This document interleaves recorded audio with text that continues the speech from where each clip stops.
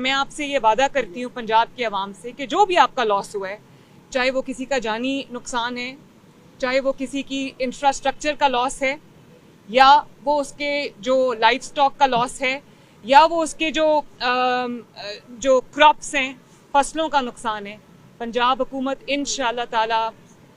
हर victim तक पहुंचेगी, उसके नुकसान का अजाला करेगी। अपनी पूरी जिंदगी मेरी लाहौर में गुजरी है, मैं लाहौर में पैदा हुई, लाहौर में बड़ी पली बड़ी, मैंने रावी में कभी इतना पानी नहीं देखा। हमें